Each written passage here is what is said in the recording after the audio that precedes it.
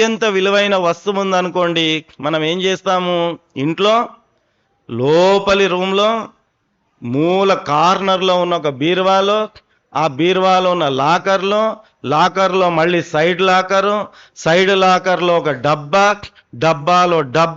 డబ్బాలో డబ్బా అందులో పెట్టి మళ్ళీ ఆ డబ్బాలకు మంచిగా ఏదో బట్టతో మూటగట్టి దాన్ని లోపల ఉన్న ఆ యొక్క కార్నర్లో పెట్టి అది కనిపించకుండా మళ్ళీ దానిపైన బట్టలు పెట్టి ఎంత జాగ్రత్తగా దాచుకుంటాం కదా.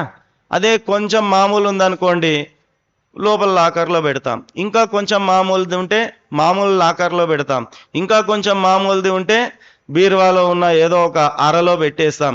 ఇంకా మామూలుది ఉంటే బీరువా బయట ఉన్నటువంటి అలా అరలో పెట్టేస్తాం. ఇంకా మామూలుది ఉంటే బెడ్రూమ్లో నుంచి బయట ఇంకేదో రూమ్లో పెట్టేస్తాం. ఇంకా మామూలుది ఉంటే లివింగ్ హాల్లో తీసుకొచ్చి పెట్టేస్తాం. ఇంకా మామూలుది ఉంటే బయట సిట్అవుట్లో తెచ్చి పెట్టేస్తాం. ఇంకా మామూలుది ఉంటే ఇంటి బయట కాంపౌండ్లో పెట్టేస్తాం. ఇంకా మామూలుది ఉంటే చెత్త బుట్టలో వేసేస్తాం. ఇంకా మామూలుది ఉంటే ఆ చెత్త బుట్టను కూడా బయట మున్సిపాలిటీ వాహనంలో పడేస్తాం. భగవంతుడు కూడా నీవు ఎంతటి విలువైన వాడవో గమనిస్తాడు. నీవు ఎంతటి విలువైన వాడవో, ఇది విలువైన వస్తువా కాదా, ఇది నాకు అవసరమా లేదా, భగవంతుడు పరికించి చూస్తాడు.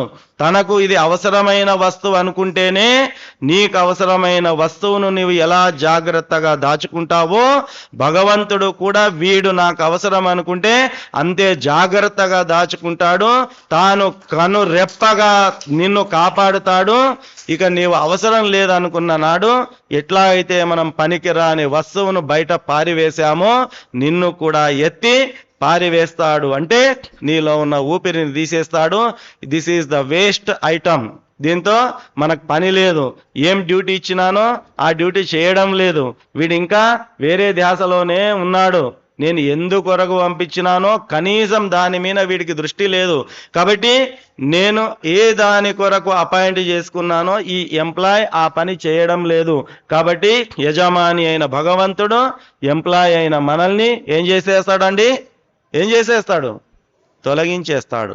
అవసరం లేదు. ఈ పనికి మాలిన వస్తువును, నిరుపయోగమైన వస్తువు నాకెందుకులే అని పరమాత్ముడు అనుకుంటాడు, మనం అనుకున్నట్టుగా. కాబట్టి మనము విలువైన వస్తువా కాదా అనేది ఎవరు నిర్ణయిస్తారండి? భగవంతుడు నిర్ణయిస్తాడు.